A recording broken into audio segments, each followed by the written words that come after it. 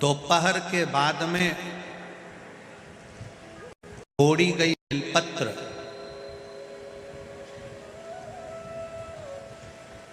दोपहर के बाद अगर हम बेलपत्र को तोड़कर शंकर भगवान को समर्पित करते हैं तो शिव उसे स्वीकार नहीं करते। फूल सूर्य की किरण निकलती है, प्रकाश थोड़ा सा हो जाता है, थोड़ा सा उजाला हो जाए और रात्रि सूर्य अस्त के पहले पुष्प को हम तोड़ सकते हैं, फूल हम तोड़ सकते हैं। बेलपत्र सुबह से लेकर दोपहर तक हम तोड़ सकते हैं, पर दोपहर के बाद में बेलपत्र को नहीं तोड़ा जाता।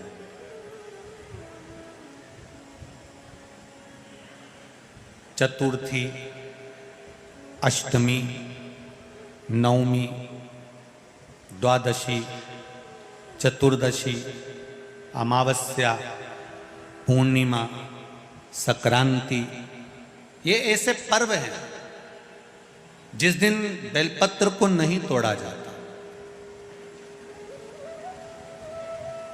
चतुर्थी, अष्टमी, नवमी,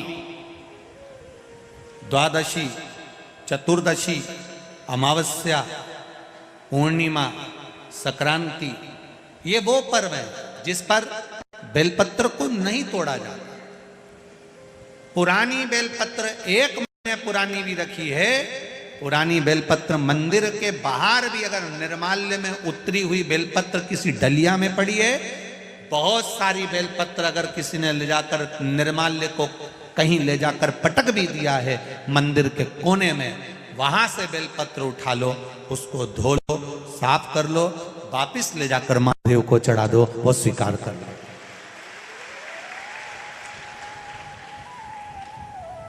पशुपति व्रत कर रहे हो, चतुर्थी पड़ गई, अष्टमी पड़ गई,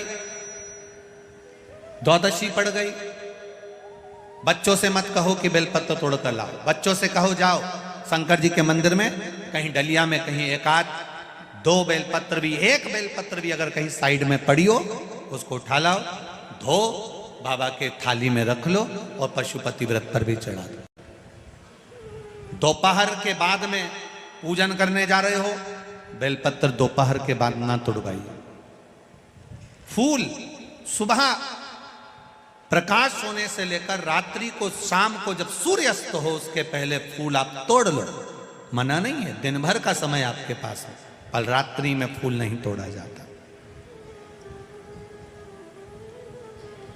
शंकर भगवान पर समर्पित कोई प्रसाद शिव जी को चढ़ाया गया, कोई प्रसाद रात भर नहीं रखना चाहिए। आप लोग तो संकट सोमवार अगर किसी ने करे हों, किसी ने करे संकट सोमवार या 16 सोमवार, हाथ उठाओ, किस किस ने करे हैं? पहले करें आप लोगों ने, रखो। जो लोग 16 सोमवार करे हुए होते हैं, संकट सोमवार करे हुए होते हैं, उनको मालूम होता है, उनके स्मरण में रहता है कि संकट सोमवार का जो प्रसाद होता है उसको रात भर नहीं रखते। उसका कारण स्कंद पुराण में भी कहा गया, उसका कारण शिव महापुराण में भी वर्णन किया गया। शंकर भगवान का प्रसाद, शिव जी का प्रसाद, अगर जितना जितना अंधेरा बढ़ते चले जाता है, जितना जितना रात्रि होती चली जाती है और दूसरा दिन अगर लग जाता है, तो उस प्रसाद पर आपका हक नहीं रहता, उस प्रसाद पर फिर चंड का हक हो जाता, फिर उनके गणों का हक हो जाता है, फिर आपका हक समाप्त।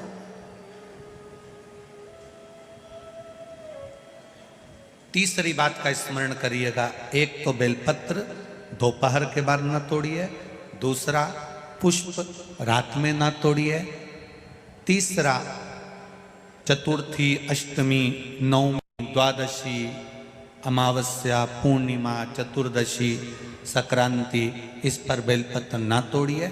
मंदिर की चढ़ी हुई, कहीं रखी हुई, कहीं अगर निर्माल्य में भी कहीं ले जाकर पड़ी है, वो भी समर्पित कर सकते हो। बेलपत्र तो यहाँ तक वर्णन करती है कि अष्टमी नवमी दोनों पड़ रही है और आपको बेलपत्र की जरूरत पड़ रही, तो एक बेलपत्र को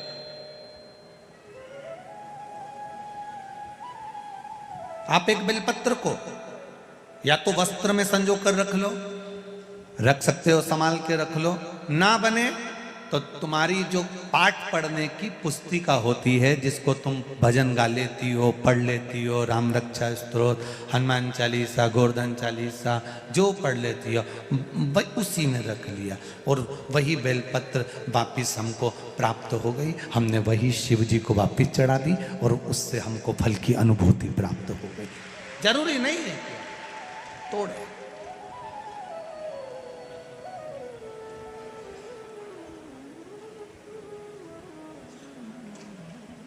पंच पुष्प में 5वें नंबर का पुष्प आता है। भगवान शंकर आनंद के साथ में विराजमान थे और देवताओं ने जब मंथन किया, उस मंथन में जो विष निकला, वो विष देवाधिदेव महादेव को दिया गया।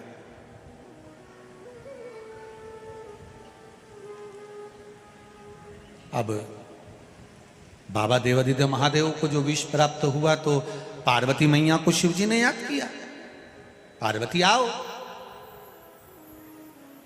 ये चतुर्पति की विद्वत्ता है।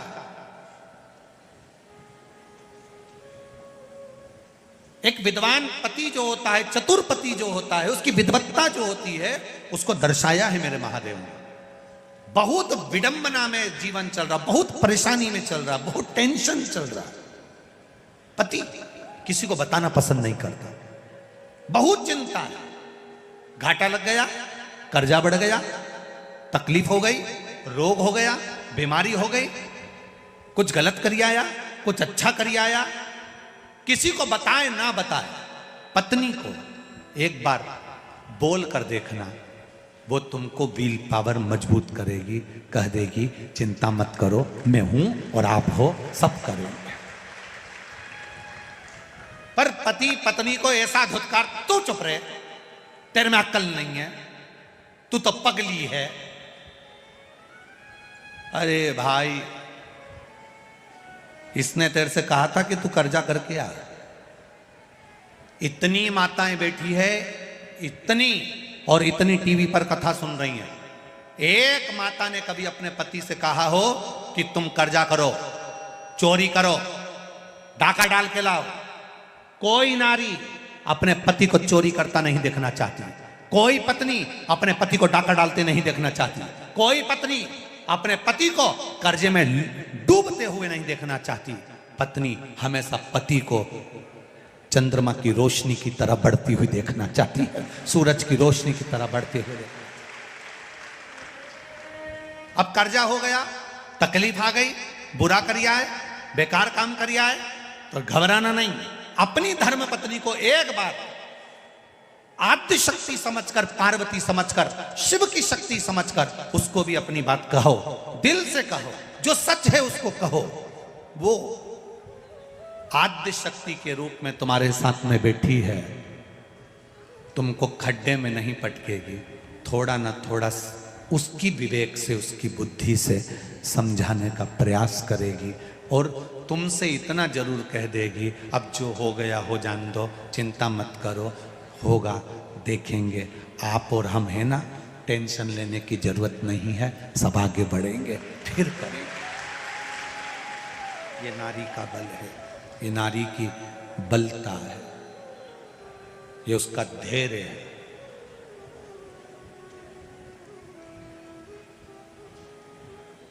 धैर्य उसका।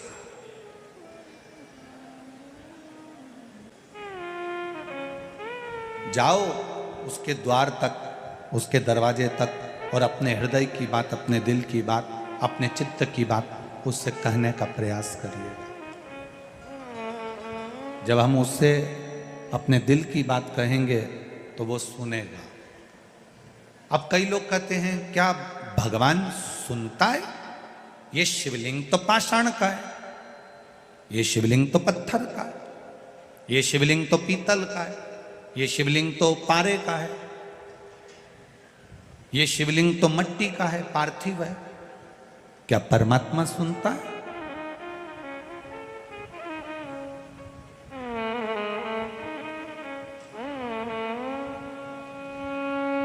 अगर नहीं सुनता होता तो विचार करिएगा।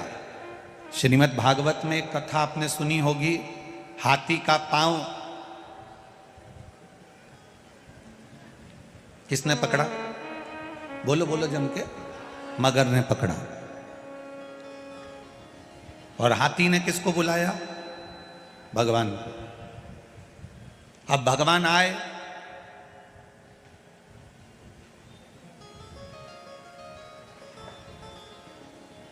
सबसे पहले उन्होंने हाथी से मिले कि मगर से मिले?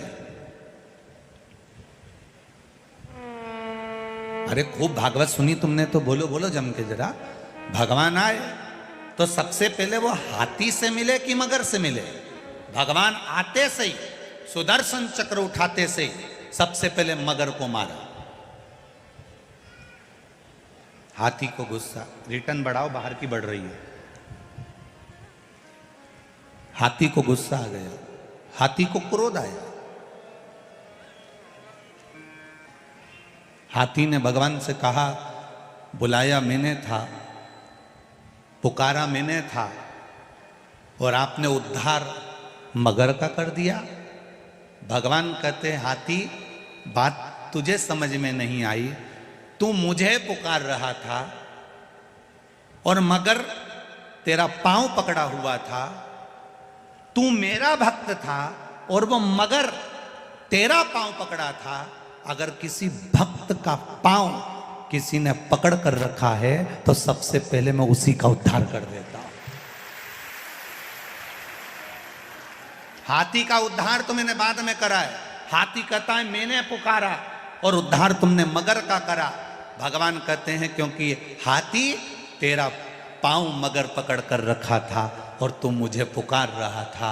शिव महापुराण की कथा कहती है, तुम्हारे घर में अगर एक बच्चा, बुजुर्ग, नारी, पुरुष, स्त्री, कोई भी तुम्हारी 7 पीढ़ी में, तुम्हारी 71 पीढ़ी में भी अगर कोई एक व्यक्ति भगवान के मंदिर जाता है, भजन करता है, कीर्तन करता है, स्मरण करता है, पूजन करता है, दिया लगाता है, तुलसी जी में जल देता है, पीपल की परिक्रमा करता है, शंकर भगवान को 1 लोटा जल चढ़ाता है, भगवान की पूजन करता है, सुंदरकांड में जाता है, रामायण में जाता है, तुम्हारे घर का एक व्यक्ति भी अगर भगवान के भजन में लगा है तो पूरा घर, याद रखना, सबसे पहले उस भजन करने वाले के बल पर पूरा घर तर जाता है।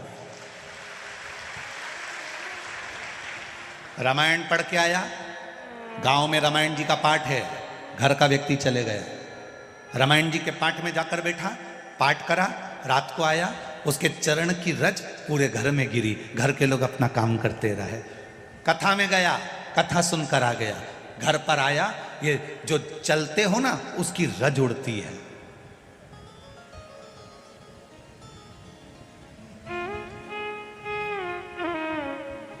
हाथी का पांव मगर ने पकड़ा तो सबसे पहले मगर का उद्धार करा।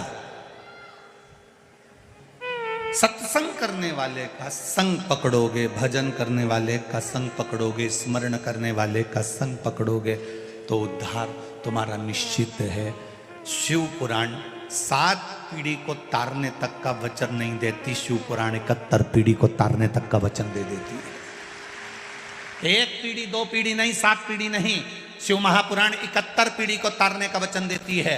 इसलिए उज्जैन के ऋण मुक्तेश्वर मंदिर में पत्थर पर लिखा हुआ है, अंकित करा गया है कि जिसने शिव तत्व को जान लिया, जिसने शंकर भगवान को 1 लोटा जल चढ़ा लिया, जिसने शिव महापुराण को श्रवण कर लिया, जिसने शंकर का अनुमोदन कर लिया, मनुष्य शरीर प्राप्त करने के बाद जो शंकर के मंदिर जाना प्रारंभ कर दिया, मनुष्य शरीर प्राप्त करने के बाद जो शंकर को 1 लोटा जल चढ़ाना प्रारंभ कर दिया, मनुष्य शरीर प्राप्त करने के बाद जो शिव पुराण सुनना प्रारंभ कर दिया, तो शिव पुराण की कथा में ऋण मुक्तेश्वर मंदिर की दीवार पर पत्थर पर लिखा हुआ कह देता है कि उसकी 71 पीढ़ी को देखने की जरूरत नहीं, वो तर चुकी है।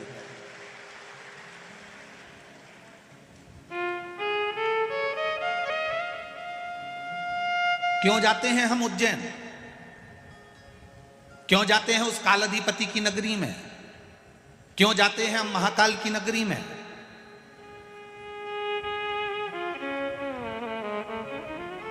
क्यों जाते हैं? काशी किस लिए जाते हैं? अभिमुक्त नगरी है काशी। माता पार्वती जी ने शंकर जी से 2 वर मांगे थे। एक वर पति पत्नी में झगड़ा हो तो उसमें प्रेम बढ़े, और दूसरा वर मांगा था कि काशी में जो मरे उसके कान में गुरु मंत्र तुम्हें देना पड़ेगा। शंकर भगवान कहने लगे ऐसा नहीं हो सकता कि मरने वाले को गुरु मंत्र में दूंगा। ऐसा नहीं हो सकता कि साधारण से मनुष्य को, साधारण से व्यक्ति को, मरने वाले को गुरु मंत्र में दूंगा। पार्वती जी ने भोजन करना बंद कर दिया। पार्वती जी ने भोजन को त्याग दिया, जल पीना बंद कर दिया, पत्ते खाना बंद कर दिए, केवल नासिका की एक श्वास लेती है वो भी छोड़ दी। पूरा ब्रह्मांड हिलने लगा। तब देवाधिदेव महादेव ने कहा पार्वती मांग तुझे क्या चाहिए? काशी में जो मरेगा उसको गुरु मंत्र तुम्हें देना पड़ेगा। शंकर भगवान ने वचन दे दिया कि काशी में जो मरेगा उसको गुरु मंत्र में दूंगा, मैं वचन देता हूं।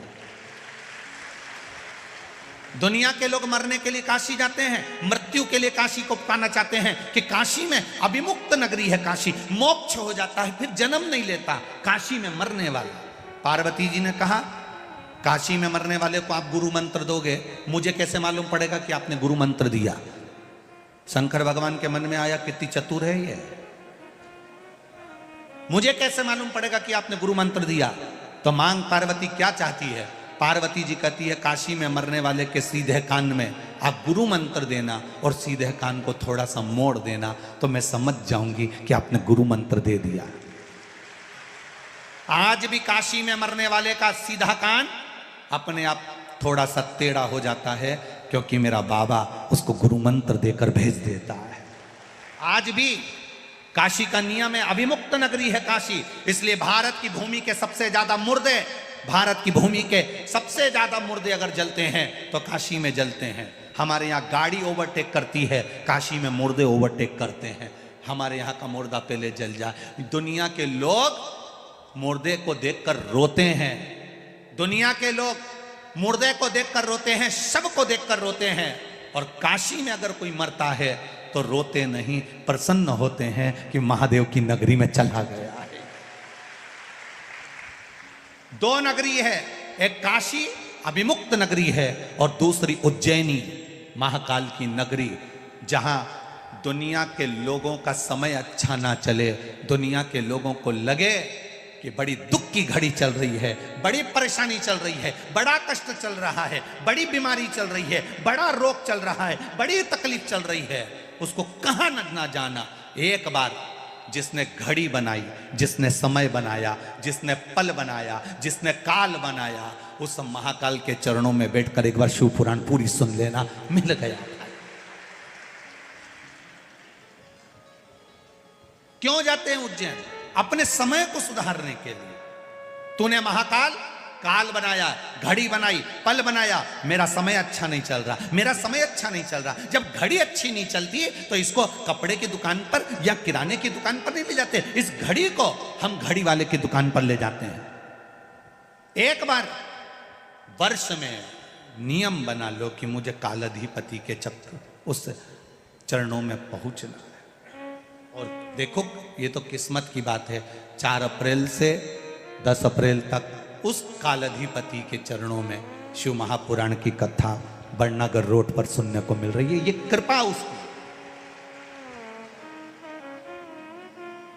और बार बार इतनी विशाल कथा बार बार सुनने को कोई उज्जैन वालों से भी निवेदन करूंगा कि ये बार बार नहीं मिलने वाली। और जितने मेरे महाकाल बाबा के जितने, क्योंकि महाकाल बाबा तो दादा है, पिता है, और उसकी जितनी औलादें हैं, संतान है, जिसको मेरे महाकाल ने, मेरे कालाधिपति ने दिया है, उनसे एक ही बात कहूँगा कि इतने शिव भक्त आपकी उज्जैनी में आ रहे हैं, और उज्जैन के निवासियों से भी कहूँगा खाली मत जाना, अपना दरवाजा छोड़कर पंडाल में बैठकर शिव महापुराण की कथा का रसतत्व ग्रहण करना। दुनिया के लोग कहेंगे भीड़ बहुत है, भीड़ बहुत है, संसार में कहां भीड़ नहीं है, पर उसके चरणों में बैठकर कथा का रसतत्व ग्रहण करना है। और उज्जैन के आसपास के जैसे यहाँ पर लोगों ने, कोई ने फ्री में चाय की व्यवस्था करी, कोई ने जल की व्यवस्था करी, कोई ने कुछ व्यवस्था करी, कोई ने कुछ व्यवस्था करी। ऐसे उज्जैन नगर के सभी, इंदौर होए, देवास होए, आगरमालवा होए, बरनागर हो, नागदा हो, आसपास के सारे क्षेत्रवासियों से कहूँगा, दिल से बाबा के आने वाले भक्तों की दिल से सेवा करो। जो बन सके प्रेम से, आनंद से, भाव से भजन करो। और जितनी उज्जैन की शंकर मंदिर हैं और उनकी जो महिला मंडल हैं शंकर मंदिरों की, उनसे भी निवेदन है, रोज शाम हो शिव भक्तों के साथ बैठकर 15 मिनट शंकर जी के नाम का भजन करो, ढोलक और मंजीरे के साथ करो भजन। और जितने श्रोता भाई बहन उज्जैन में आ रहे हैं उनसे निवेदन है, दिन में 1 बजे से 4 बजे तक शिव महापुराण की कथा उज्जैन में चलेगी, टीवी पर आएगी। और उज्जैन में बरनागर रोड पर भी 1 बजे से 4 बजे तक चलेगी। वो 2 से 5 नहीं, 1 से 4, 1 से 4 बजे तक चलेगी। जिसको 84 महादेव करना है वो सुबह से लेकर 1 बजे के पहले 12 बजे तक कथा स्थल पर पहुंचकर कथा का आनंद लेने के लिए सुबह भी 84 महादेव करो, शाम को भी करो। और दिन में बाबा की कथा का रस तत्व ग्रहण कर कर अपनी जिंदगी को संवारने का प्रयास करो, अपनी घड़ी को सुधारने का प्रयास करो। बार बार ये कथाएं नहीं मिलती। कई लोग काशी वाले कहते हैं गुरुजी एक बार फिर काशी आओ, बार बार योग नहीं बनता कि काशी बार बार आए या उज्जैनी बार बार आए। मौका मिला है, छोड़ना नहीं। छिपरा जी का स्नान करो, महार सिद्धि का दर्शन करो, काल भैरव का दर्शन करो, 84 महादेव करो, चिंतामन गणेश का आनंद लो और दोपहर में 1 बजे बैठकर कथा का रस तत्व ग्रहण करो। खूब भक्त लोग वहाँ पर पानी के प्याऊ लगा रहे हैं, कोई पोहा बंटवा रहा है, कोई हलवा बंटवा रहा है। सूचना मिली कि उज्जैन की अग्रवाल समाज वहाँ पर नमकीन छाछ 24 घंटे बंटवा रही है। कोई एक राहुल कल के बालक है वो पानी के प्याऊ उन लगवा रहा है, कोई कुछ व्यवस्था कर रहा है, कोई कुछ व्यवस्था करो। मेरे महाकाल ने आपको हजारों हाथों से दिया है तो आप दोनों हाथों से लुटाने का मौका मिला है, कर लो। शिव भक्त है। आज शरद जी सिसोदिया जी ने इतना बड़ा आयोजन किया, रोज प्रतिदिन इतने लोगों का भोजन भंडारा प्रसादी सारी व्यवस्थाओं को अनुकूल किया। ये शिव की भक्ति बिना नहीं मिल सकता, शिव तत्व के बिना नहीं मिल सकता। करो।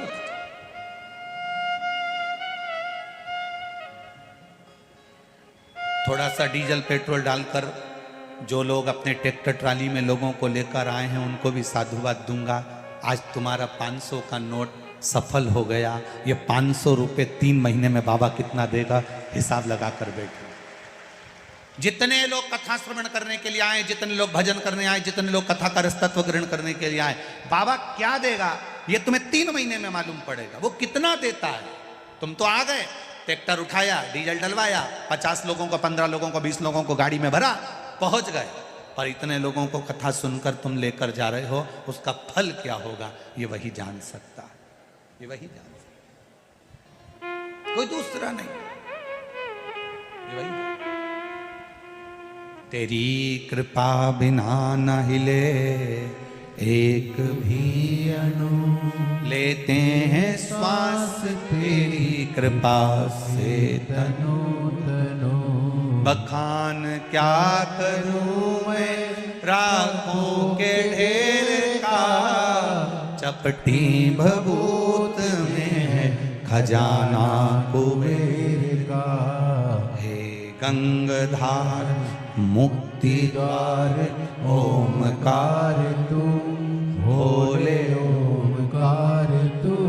आयो शरण तिहारी शंभु तार तार तू।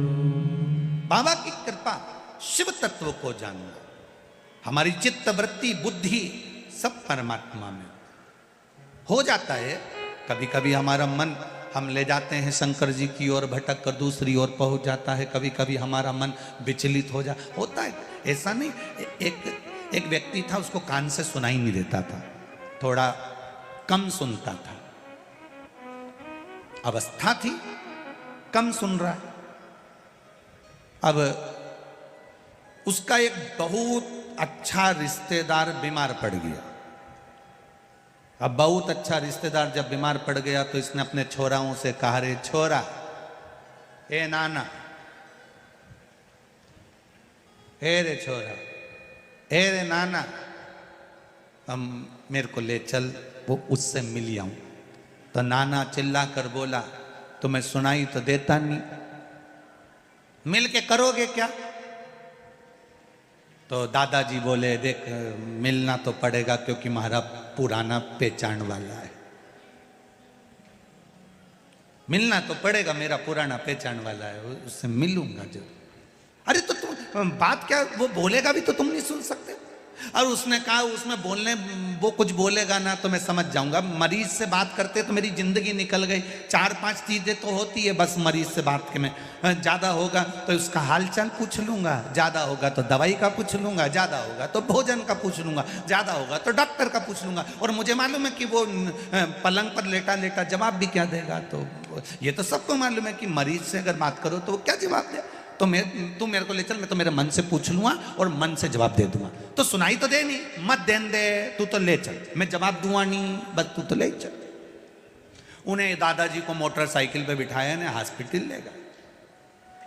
और जैसे ही वो पलंग पर पड़ा था बेचारा मरीज, इसका पहचान वाला ये पहुंच गया। और पहुंचते से राम राम। अब जो कान से थोड़ा कमजोर होता है वो चिल्ला के बोलता है, उसको लगता है अपन जैसे हैं वैसे सब है, इसने भी आवाज लगा। और जो चिल्लाया राम राम, पूरा हॉस्पिटल गजगजा किया, चिल्ला। अब इसने पूछ लिया, आप तबीयत कैसी है? तो जो पलंग पर पड़ा था उसको गुस्सा आ गई थी, ते चिल्ला के बोल रही है, शर्म नाम की चीज नहीं है, मर रहे हैं।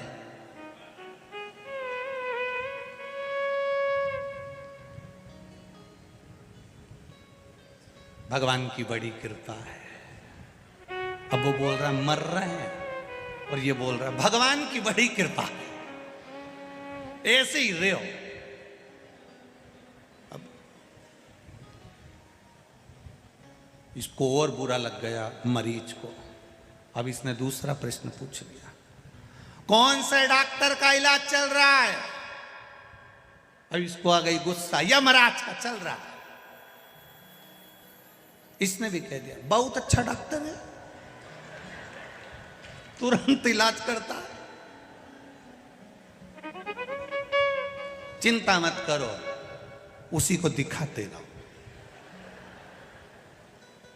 तब देर आता था। फिर इसने पूछ लिया, डॉक्टर ने खाने का क्या बोला है? इसने बोल दिया भाटा बोला है। तो इसने बोल दिया बहुत हल्का भोजन है। तो सुनाई तो देगा, बहुत हल्का है, दिन भर में 3-4 बार खा लिया। अब इसको आई गुस्सा, इन्हें बाटल निकाल के उसकी पिचकारी इसके मुंह डाल को सेट। अब नहीं सुने हो जाए। लेकिन कभी सोचो कि ये चित्त क्यों नहीं पहुंच रहा है, ये वृत्ति क्यों नहीं पहुंच रही। जैसे वो कान से नहीं सुन पा रहा, उसी तरह कभी कभी हमारा मन हमारी नहीं सुन पाता है, इसलिए हम गलत जगह चले जाते हैं, अच्छी जगह नहीं पहुंच पाते। कभी कभी ऐसा होता है, हमारा मन हमारी बात नहीं सुनता, हमारा मन हमारा चित्त हमारी नहीं सुनता, गलत जगह चले जाते।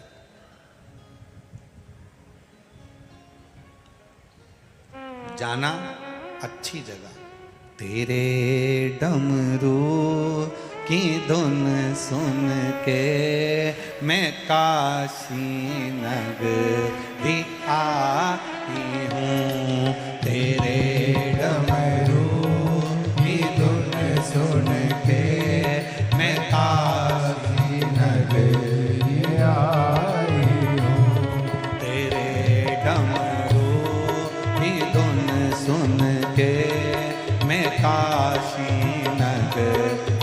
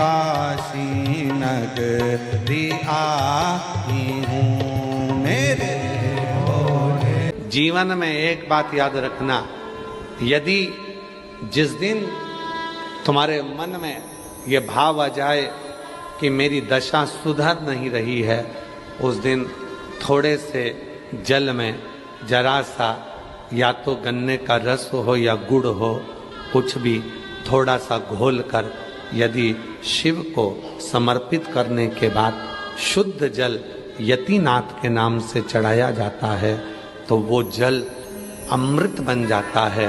और कहते हैं उस घर का दुख यतिनाथ जी 20 दिन के अंदर समाप्त कर देते हैं। वो यतिनाथ के नाम में इतना बल होता है, वो साधारण नाम नहीं है यतिनाथ। यतिनाथ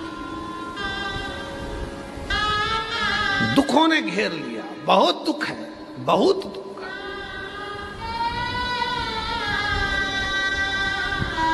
लोग कहते हैं महाराज, दुनिया के बाबा जी, लोग कहते हैं सीवर वाले बाबा को इतनी गाली दी जाती है तो भी ये मुस्कुराता रहता है। अब ना मुस्कुराऊं तो क्या रोऊं? कई सीवर वाला बाबा जब देखो, जब लोग हैं तो ताना कसते हैं, कोई इनका पुतला जला देता है, कोई इनको गाली दे देता है, कोई इनको अपशब्द कर देता है, कोई आड़ा टेढ़ा बोल देता है। मिंटू भैया फिर भी इस व्यासपीठ की गरिमा कहती है कि इस व्यासपीठ से हटकर कभी ना तो बोला है और ना कभी बोलूंगा। आज वाराणसी की पवित्र धरा पर ना कभी बोला है और ना कभी बोलूंगा। जो पढ़ूंगा वही बोलूंगा, जो पढ़ूंगा। 18 पुराण, 6 शास्त्र, 18 उप पुराण, जितने पुराण है उसके उप पुराण भी हैं। जैसे शिव पुराण है तो शिव पुराण का उप पुराण है, श्रीमद् भागवत पुराण है तो भागवत पुराण का उप पुराण है। 6 शास्त्र, 18 पुराण, उप पुराण, वेद और जितने भी ग्रंथ हैं उन सबका अध्ययन कर कर जो निचोड़ निकलेगा वही शिव पुराण के माध्यम से आपको दिया जाएगा, उसी के माध्यम। और लोग कहते हैं कि सीवर वाला बाबा को इतना लोग ताना देते हैं, आए दिन कोई ना कोई कमेंट्स करता रहता है, व्हाट्सएप पे डालता रहता है, फेसबुक पे डालता रहता है, दिन भर लोग ताना देते रहते हैं तो भी ये मुस्कुराता रहता है। उसके मुस्कुराने का कारण केवल इतना है कि केवल हम आपको नहीं बताते कि ऐसा करने से ऐसा होगा, उसका अनुभव हम खुद भी करते हैं। जब हम सीहोर रहते हैं या कहीं पर भी रहते हैं, उसका स्मरण कर कर हम उसका साधना करना प्रारंभ कर देते हैं। जब लगता है कि दुखी हैं, भीतर से लगता है कि कोई तकलीफ है, तब यतिनाथ का नाम लेकर गुड़ का पानी घोलकर शिव जी को थोड़ा सा समर्पित कर देते हैं। पूरा दुख, पूरा कष्ट क्षण भर में समाप्त हो जाता है, चेहरे पे फिर वही प्रसन्नता आ जाती है। यतिनाथ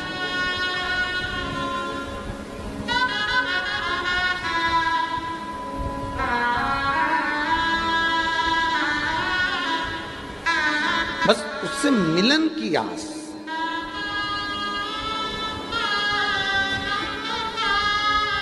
थोड़ा सा जल। अब आजकल के लोग क्या करते हैं, वो उसको पूरी बात सुनते नहीं है और वो क्या करते हैं कि लोटा भरकर जल घोल लिया, उसमें इतना सारा गुड़ घोल लिया, पूरा चढ़ा दिया। ना ना ना, इतना सा कटोरी में जल हो, थोड़ा सा तिनका मात्र का गुड़ हो, घुल गया, चढ़ा दिया। साफ जल शिव जी को चढ़ाएं, तब यतिनाथ नाम का उच्चारण करें। यतिनाथ नाम का उच्चारण करोगे तो ये आपके जितने भी क्लेश हैं, जितने भी दुख हैं, जितनी भी तकलीफें हैं, वो 20 दिन के अंदर समाप्त हो जाती है। 20 दिन। और इसका शंभू प्रैक्टिकल जरूर करें, प्रैक्टिकल जरूर करें। बिना प्रैक्टिकल के ना रहें, प्रैक्टिकल जरूर करें। कहीं सीवर वाला बाबा झूठ बोलकर तो नहीं गया है।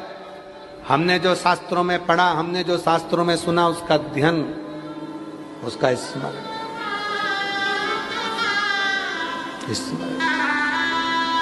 कौन सा नाम है? जम के बोलो। यतीनाथ। ये यतीनाथ नाम का उच्चारण ही सुख दे देता है।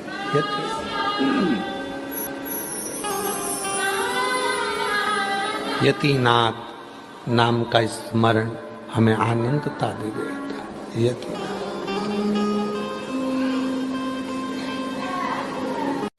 और दुनिया के लोग बात करते हैं कि ये पानी मत चढ़ाओ, वो पानी मत चढ़ाओ, ये मत करो। शिव जी को ये कई लोग कह देते हैं ये बेलपत्र तुम्हारी पूरी टूट गई है, ये बेलपत्र खंडित हो गई है, ये खंडित बेलपत्र है, शिव जी को मत चढ़ाओ, इसकी एक पत्ती नहीं है, शिव जी को मत चढ़ाओ, ये बेलपत्र का आधा टुकड़ा है, शिव जी को मत चढ़ाओ, ये बेलपत्र का इतना सा टुकड़ा है, शिव जी को मत चढ़ाओ। शिव महापुराण की कथा जिसने पढ़ी नहीं है वो व्यर्थ की बात करते हैं। और जिन्होंने शंकर जी को जान लिया, शिव महापुराण में यहां तक लिखा है कि अगर बेलपत्र के 1,00,000 टुकड़े हो जाएं और बेलपत्र सूख भी जाए, सूख कर भी उसका चूरा बन जाए और चूरे का भी एक तिनका मात्र भी शंकर को चढ़ जाए तो सहस्त्र बेलपत्र के फल के बराबर फल प्राप्त हो जाता है। जो समझे ही नहीं उनको क्या समझाए? जो आज भी दिमाग में लेकर बैठे खंडित है, खंडित है, खंडित है।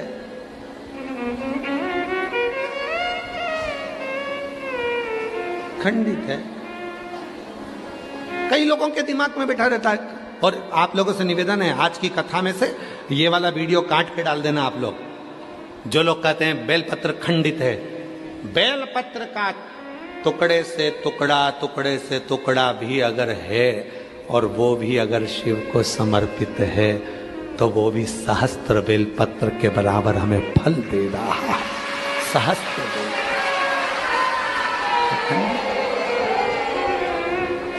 दुनिया में केवल एक ही तो है, पूरी दुनिया में केवल एक ही है, मेरा देव अधिदेव महादेव। भगवान विष्णु जी की मूर्ति खंडित होती है तो मूर्ति को बदलना पड़ता है, राम जी की मूर्ति खंडित होती है तो मूर्ति को बदलना पड़ता है, देवी जी की मूर्ति खंडित होती है तो मूर्ति को बदलना पड़ता है, दत्त भगवान की मूर्ति खंडित होती है तो मूर्ति को बदलना पड़ता है, 33 कोटि देवताओं की मूर्ति खंडित होती है तो मूर्ति को बदलना पड़ता है। और महादेव का शिवलिंग यदि खंडित भी हो जाता है तो वह अखंडेश्वर महादेव कहलाता है। शिव जी का शिवलिंग भी अगर खंडित हो जाए तो वो खंडित नहीं माना जाता। 1000 टुकड़े हो जाएं तो खंडित नहीं माना जाता, उसके टुकड़े टुकड़े हो जाएं तो भी खंडित नहीं माना जाता। वो अखंडेश्वर हो जाता है, सहस्त्रेश्वर हो जाता है, लक्षेश्वर हो जाता है। वो साधारण नहीं रहता है।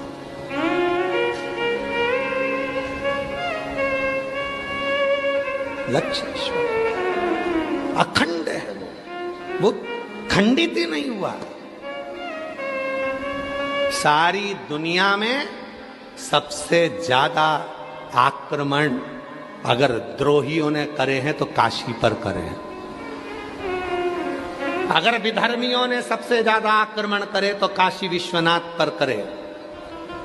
सब कुछ तोड़ लिया उन्होंने, पर काशी आज भी अजर और अमर जैसी खड़ी की खड़ी है। अजर अमर है। गली गली के मकान तोड़कर देख लो, हर मकान के नीचे से शिवलिंग निकलेगा, हर ओटले के नीचे से शिवलिंग निकलेगा, हर भूमि के नीचे से शिवलिंग निकलेगा। विद्रोहियों ने पूरी तरह से शिवलिंगों को खंडित कर कर देख लिया, पर उनको क्या मालूम था ये विश्वनाथ है जो दुनिया का भरण पोषण करने वाला है, ये कभी खंडित नहीं होता, ये तो अखंड है। और अखंड वो खंडित ही नहीं हुआ। सारी दुनिया में सबसे ज्यादा आक्रमण अगर द्रोहियों ने करे हैं तो काशी पर करे हैं। अगर विधर्मियों ने सबसे ज्यादा आक्रमण करे तो काशी विश्वनाथ पर करे। सब कुछ तोड़ लिया उन्होंने, पर काशी आज भी अजर और अमर जैसी खड़ी की खड़ी है। अजर अमर है। गली गली के मकान तोड़कर देख लो, हर मकान के नीचे से शिवलिंग निकलेगा, हर ओटले के नीचे से शिवलिंग निकलेगा, हर भूमि के नीचे से शिवलिंग निकलेगा।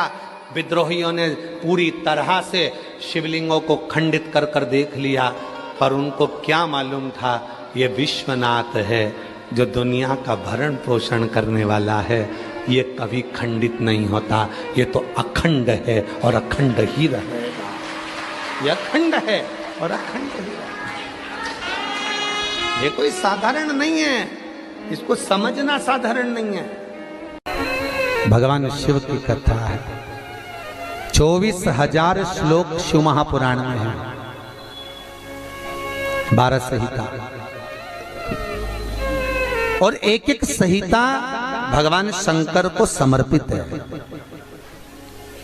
भगवान शिव 6 सूत्र शिव महापुराण के हैं कि शंकर को पाने के 6 सूत्र बताएं। पहला, मस्तक पर तिलक लगा दो, त्रिपुंड लगा दो, नहीं लगा सकते तो गले में रुद्राक्ष की माला पहन लो। इतना भी नहीं कर सकते, तीसरे नंबर का सूत्र है कि भगवान शंकर का मंत्र जाप कर लो, नमः शिवाय, ओम नमः शिवाय। ये भी नहीं कर सकते तो मंदिर में शंकर जी को 1 लोटा पानी चढ़ा दो, चौथा सूत्र। 5वां सूत्र है, इतना भी नहीं कर सकते तो किसी शंकर के मंदिर के पास में से निकल कर चले जाओ तो शंकर के मंदिर का शिखर का दर्शन हो जाएगा। शिखर दर्शनम सर्व पाप नाशन, बस उतना भी बहुत है। ये 5। और 6ठे नंबर का सूत्र है, अगर इतना भी नहीं कर सकते तो पूरी जिंदगी में अगर 12 ज्योतिर्लिंग पर पहुंचकर शंकर की कथा को सुन लोगे तो फिर दूसरा जन्म नहीं होता सा। ये 6 सूत्र शंकर को पाने के हैं, भगवत भक्ति को पाने के हैं, भगवत रस तत्व को पाने के हैं। 6 सूत्र है, शंकर का अनुमोदन करें। ऐसी कौन सी भूमि है, ऐसी कौन सी जगह है जहां शंकर नहीं है? हर जगह, हर तत्व में, कण कण में, हर जगह पर वही तो समाया है। बस हमारे नेत्र परखैया नहीं है, इसलिए हम पहचान नहीं पाते। बहुत दुनिया के लोग बहुत कम पहचान कर पाते हैं। बस अंतर तब आता है एक घर के बुजुर्ग माता पिता को और एक परमात्मा को लोग अंतिम तक नहीं पहचान पाते। अंतिम तक बहुत कठिन। माता पिता सब कुछ दे देते हैं बच्चों को। एक सास अपनी बहू को जब पसंद करके आती है, जो सास कभी अपनी देवरानी जेठानी की एक अंगूठी नहीं दे वो हाफ सेट दे के आ जाती है। सोचो जरा, विचार करो, खुद कैसी भी साड़ी पहने पर बहू को एक से बढ़कर एक चढ़ावे में चढ़ा देती है, तैयार होने का डब्बा भी देती है, नंबर की चप्पल भी देती है, सब कुछ देती है। शादी नहीं होती उससे पहले ना जाने कितना सास बहू को दे आती है। कितना विश्वास सास का बहू पर होगा। और बहू जब पहली विदाई में घर से सास के यहाँ से जाती है तो अलमारी में ताला लगा के चाबी घर ले जाती है। सोचो, सास ने कितना विश्वास करा, सब कुछ दे दिया, और बहू ने ऐसा विश्वास करा कि चाबी तक बटोर के पहली विदाई में ले गई। पहली विदाई क्यों? क्योंकि नंदे आई है, डोकरी निकाल के ना दे दे कच्छो। विश्वास कहाँ, भरोसा कहाँ, पूर्ण तक कहाँ है? भगवान शंकर की कथा कर रही है। 6 सूत्र में से अगर एक सूत्र भी भगवान शंकर का आपकी जिंदगी में आ गया तो जीवन का आनंद देने वाला हो गया। ध्यान देना, कन्यादान जो तुमने करा है उसका पुण्य तुम्हारे मरने से पहले हो सकता है कि समाप्त हो जाए। अन्नदान जो तुमने करा है उसका पुण्य हो सकता है तुम्हारे मरने से पहले समाप्त हो जाए। क्योंकि कई लोग कहते हैं हमने कन्यादान करा, हमने वस्त्र दान करा, हमने मुद्रा दान करी, हमने स्वर्ण दान करा, हमने अन्न दान करा, हमने भागवत कराई, हमने रामायण करवाई, हमने गीता करवाई, हमने तीर्थ करे, हमने व्रत करे। ये सारे पुण्य तुम्हारे खाते में हैं। एक पलड़े में तुम्हारे पुण्य रखे हैं, पर एक पलड़े में जो पुण्य इकट्ठे करके रखे हैं तो पाप भी तो देखो कितना करो, पाप भी तो देखो। मालूम पड़े मुंह से किसी की निंदा कर दी, उसी पुण्य में से कम हो गया। हुआ कि नहीं हुआ? अरे बोलो तो सही, अब 200 रुपए लेके आई थी, अब 200 रुपए में से खर्चा करते जा रहे हो तो होगा कि नहीं होगा खर्चा? थोड़ा गलत बोल दिया, पुण्य समाप्त हुआ। किसी को अपशब्द बोल दिए, पुण्य समाप्त हो गया। किसी के लिए गलत देख लिया, पुण्य समाप्त हो गया। किसी के लिए गलत सुन लिया, पुण्य समाप्त हो गया। हमने पुण्य तो बहुत कमाया, हमने ढेर पुण्य इकट्ठा करा। कन्यादान, वस्त्रदान, अन्नदान, मुद्रादान, स्वर्णदान, भागवत, रामायण, गीता, यज्ञ, अनुष्ठान, संत पूजा, गुरु पूजा, सब कुछ करी, पुण्य तो ढेर इकट्ठा करा। पर मरने से पहले ये सारा पुण्य तुम्हारा बोलने से, अपशब्द कहने से, ताना देने से, निंदा सुनने से, गलत देखने से समाप्त हो गया। पर शिव महापुराण की कथा कहती है सारे पुण्य तुम्हारे मरने से पहले भले समाप्त हो जाएंगे, पर शिव महापुराण की कथा यदि तुमने भूल से भी 5 मिनट की भी सुन ली तो वो जिंदगी भर अटल और अमर हो जाती है, वो कभी समाप्त नहीं होती। शिव महापुराण की पुण्य कभी समाप्त नहीं होता। शंकर का किया हुआ पुण्य कभी समाप्त नहीं होता।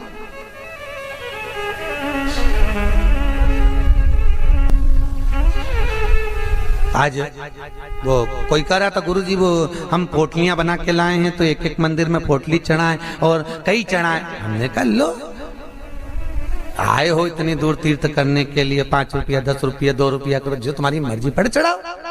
84 महादेव का क्या बार-बार दर्शन करने जाओगे? ब्रज 84 कोस की परिक्रमा तो तुमने ना जाने कितनी बार लगा ली होगी ब्रजमंडल में पहुंचकर, पर 84 महादेव का दर्शन करने के लिए आए हो। और वो 84 महादेव जिसको स्वयं भगवान शंकर की बहन छिप्रिया ने प्रकट किया था, शंकर के ही रूप तत्व से 84 रूप में उनको प्रकट किया है। पूरे विश्व में कहीं पर नहीं है, केवल उज्जैन में, केवल उज्जैन। तो भगवान शंकर की कथा कर रहे हैं, भगवान भोलेनाथ का चरित्र वर्णन कर रहा है। 6 सूत्र में से एक सूत्र भी अपनी जिंदगी में उतारा तो जीवन सार्थक हो गया। मात्र भगवान शंकर की पावन कथा का रसतत्व ग्रहण करें। एक देवराज नाम का ब्राह्मण शरीर में ताप पड़ गया, और शरीर में ताप पड़ने के कारण बहुत ताप पड़ा तो शंकर के मंदिर में पहुंच गया, बैठा। अब वहां तो थोड़ी थोड़ी देर में शंकर के मंदिर में कथा हो रही थी, प्रवचन चल रहे थे, शिव महापुराण का चरित्र चल रहा था। और ये थोड़ी थोड़ी देर में पंडित जी चिल्लाए, हर हर महादेव। अब जैसे ही पंडित जी चिल्लाए तो इसके शरीर में ताप पड़े, इसको आ रहा बुखार। अब बुखार आए और कहीं का चिल्लाए, सिर दर्द हो और कहीं का चिल्लाए तो बड़ा बुरा लगे महाराज। अब इसको तो बड़ा अंदर से खटकाओ कि बताओ मेरे तो शरीर में ताप पड़ रहा है, महाराज हर हर महादेव चिल्ला रहा, पर बोल सकता नहीं। ताप पढ़ते पढ़ते पढ़ते पढ़ते थोड़ी देर में ये यहाँ से चला शंकर के मंदिर से कथा श्रवण कर कर। थोड़ी देर भले ताप पड़ा, बुखार आया, सिर दर्द हुआ, सब कुछ हुआ, पर शंकर की कथा तो शरीर में पहुंच गई, इस आत्मा तक पहुंच गई। होता है जब घर से चले होगे तो सोचे पाँव दुख रहा है, बुखार आ रहा है, सर दर्द हो रहा, ये हो रहा, वो हो रहा, पर शंकर के धाम में पहुंच गए तो अब ये सोच लो कि तुम शंकर के हो गए, तुम शिव के। यहाँ बिठले सेवा समिति के कहने पर नहीं आए, यहाँ पाठक जी के कहने पर नहीं आए, यहाँ हमारे कहने पर नहीं आए। यहाँ तो हम भी बुलाते तो तुम नहीं आते, क्योंकि ये नगरी महाकाल की है। महाकाल का राजा है महाकाल, और महाकाल राजा का एक नियम है, यहाँ कोई राजा, कोई मंत्री, कोई बड़े से बड़ा राजपाट वाला इस नगरी में रात नहीं रुक सकता। यहाँ का नियम है, क्योंकि यहाँ एक ही राजा, कौन सा? महाकाल राजा, बस उसी का राज्य चलता है। तो जब उसके घर में आए हो तो हम कौन बुलाने वाले? बोलो तो सही। उसने बुलाया, उसने ठहराया, उसने खिलाया, उसने घुमाया। 5 दिन घूमो फिरो, उसका दर्शन करो, आनंद करो, घरे जा। घर वाले पूछे कहाँ गई थी, तो कहना महाकाल के घर गई थी, उसने बुलाया।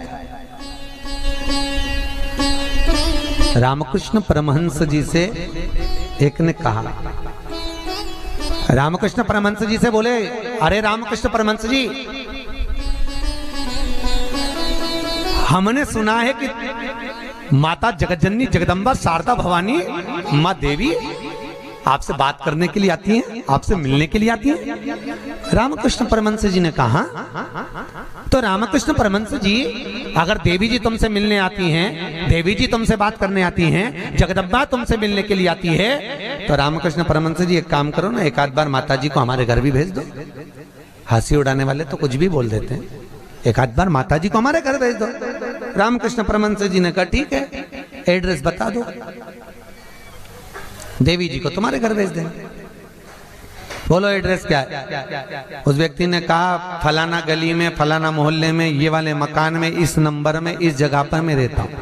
रामकृष्ण परमहंस जी ने कहा, स्वामी विवेकानंद के गुरु रामकृष्ण परमहंस जी कहते हैं जो एड्रेस आपने दिया ये तो आपके घर का है, ये आपके घर का एड्रेस है, आपका एड्रेस दीजिए, आप कहाँ रहते हैं? उसको लगा मैं दुकान पे रहता हूँ, तो हो सकता दुकान का मांग रहा है। उन्होंने दुकान का एड्रेस दे दिया। रामकृष्ण परमहंस जी बोले ये तो दुकान का एड्रेस है, आप कहाँ रहते हो, आपका एड्रेस दो। तो रामकृष्ण परमहंस जी के शब्द सुने तो उस व्यक्ति ने कहा ये हमारा ही तो एड्रेस है। रामकृष्ण परमहंस जी बोले जिस घर का एड्रेस दिया वो तो घर का है, जिस दुकान का एड्रेस दिया वो तो दुकान का है, कि दुकान यहाँ है वो वहां घर है, तू कहाँ रहता है, तेरा एड्रेस बता, तू रहता कहाँ है? रामकृष्ण परमहंस जी के शब्द सुने, उसने चरण पकड़ लिया और रामकृष्ण परमहंस से पूछा आप बताओ कि मेरा निवास कहाँ है? रामकृष्ण परमहंस जी कहते हैं इस शरीर का आखिरी निवास तो शमशान है, मनुष्य वहां निवास करने वाला है। बस ये आत्मा परमात्मा के चरणों में रहे और शरीर आखिरी में वहां पहुंच जाता है, आखिरी में। बड़े आश्चर्य में लोग बताते हैं हम वहां रहते हैं, तुम नहीं रहते, तुम्हारा घर रहता है, तुम चले जाओगे घर में ही रह जाएगा, अभी तुम्हारा एड्रेस है फिर तुम्हारे बेटे का हो जाएगा। अरे बोलो तो, फिर बेटा गया पोते का हो जाएगा, पौता गया पर पोते का हो जाएगा। वो तो घर का पता है, तुम्हारा एड्रेस क्या है, तुम किस पते पे रहते? अताना पता जबरदस्ती के लापता घूम रहा, काय का पता तुम्हारा? जबरदस्ती के छाती ठोक के मेरा घर मेरा घर मेरा घर। एक आध दिन यमराज आई गया, उठा के ले गया, सब धाड़ धाड़ रोएंगे। 2-3 महीने के बाद, 4-6 महीने के बाद बेटा नेम प्लेट निकाल के खुद की चिपका देगा, मेरा घर काय का घर तुम्हारा?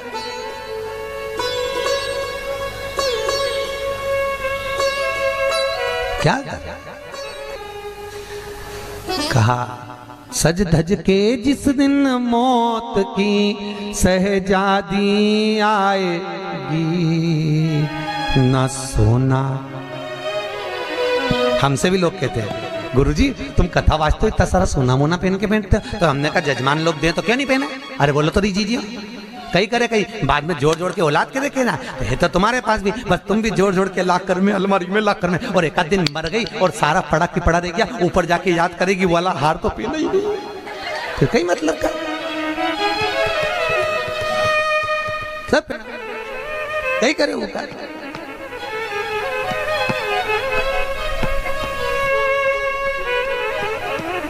उसका करे क्या?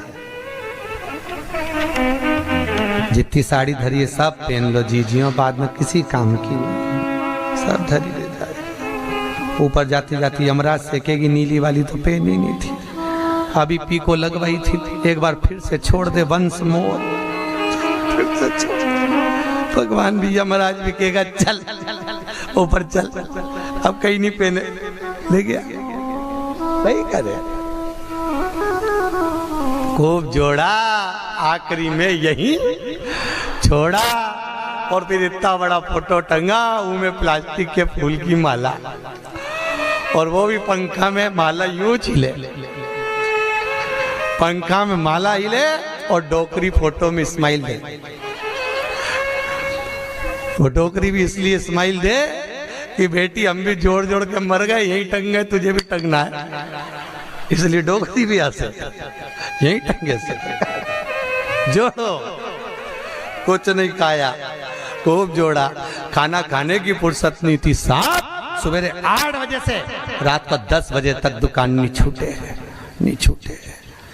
एक एक ग्राहक के लिए बैठा दिया, और आखिरी में सब छोड़ के घर के लोग अर्थी पे भी ले गए, तो बांध के ले गए, सबको मालूम है मर गया, उसके बाद भी ना जाने क्यों बांध के ले जाते, और खींच खींच के बंद, खींच और खींच, और खींच। अरे सबको मालूम है मर गया कोई भगेगा थोड़ी ना, काय को खींच, हल्की बल्कि बांध दो, ले जाना तो है नहीं, और खींच खींच के बांधी, क्योंकि इनको डर इस बात का लग रहा, उठ के भग गया, अब उनको तो कुर्सी भरना, उसकी जगह दूसरे को ले गया तो इसी को ले चलो, जैसे कहा करो उसका क्या। सज धज के जिस दिन मौत की शहजादी आएगी, न सोना काम आएगा न चांदी। छोटा सा तू कितने बड़े अरमान हैं तेरे, मट्टी का तू सोने जैसा मान है तेरे। मेरे को नहीं जानते, मेरे को नहीं पहचानते। अरे भेरू तुझे तो सब जाने, मेरे को नहीं जानते। मट्टी का तू सोने जैसा मान है तेरे, मट्टी की काया एक दिन मट्टी मिल जाएगी, न सोना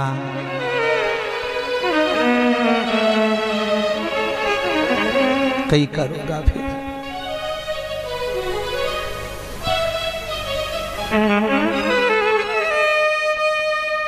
गीता वाटिका गीता प्रेस में कथा बाची, क्या 3-4 साल हो गए गीता प्रेस गीता वाटिका। उन्होंने कहा गीता वाटिका वालों, गुरु जी हमारा गीता प्रेस वालों की ओर से कैंसर हॉस्पिटल चलता है गोरखपुर में, आप चलिए। देखने गए, बड़े बड़े करोड़पति भी अटैची लेकर पैसे की खड़े थे कि मेरे पिता के कैंसर ठीक कर दीजिए। इनका ये पत्नी का कैंसर, अटैचियों में माल भरा था और कह रहे थे ये ठीक कर दीजिए, अटैचियों में माल भरा। काम आ सकता है, अटैची भर कर रखी हुई है।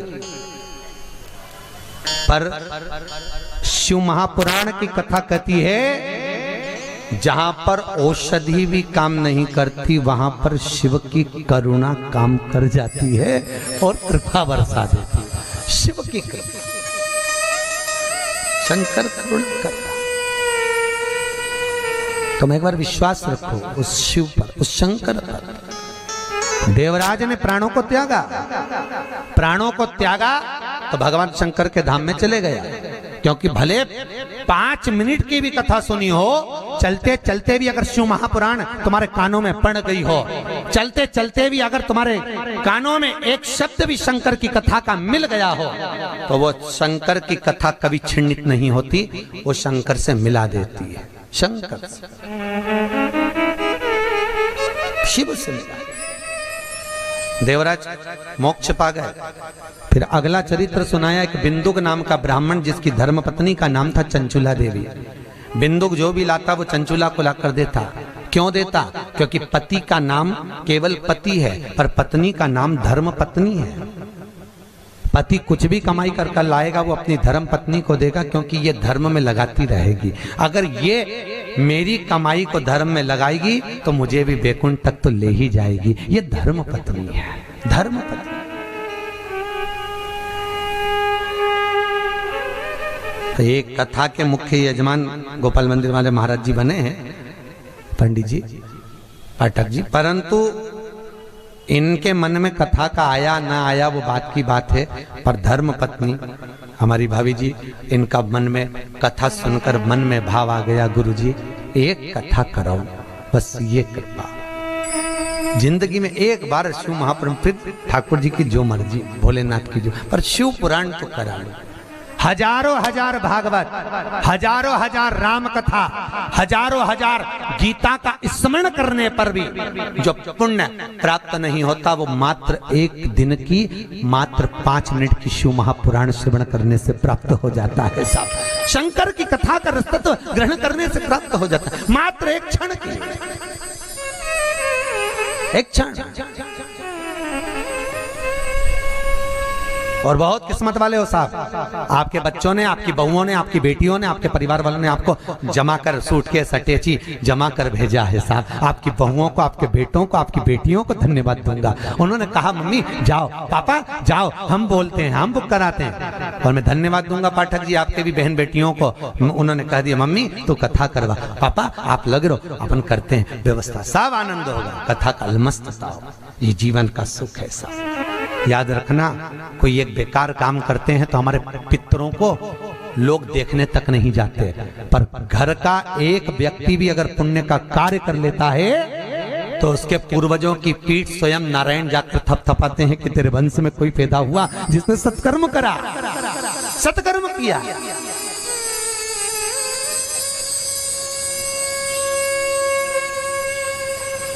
पुण्यता। और ये मुख्य यजमान जो बने ये बहुत करोड़पति नहीं है, मंदिर के पुजारी जी हैं। भोपाल मंदिर में पंडिताई करते हैं, पूजा पाठ करते हैं।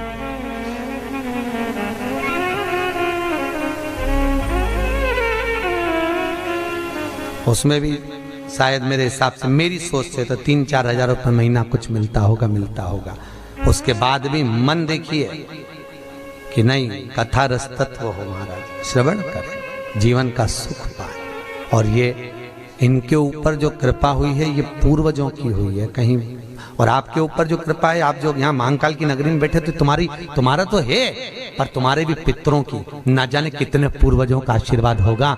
उन्होंने धक्का मारकर तुम्हें महाकाल की नगरी में भेज दिया। कहीं पूर्वजों की, कहीं पितरों का आशीर्वाद, कहीं आहूत और वासुकों का आशीर्वाद जो हमको परमात्मा की शरणागति तक लेकर जा रहा है, भगवान के चरणारविंद तक लेकर।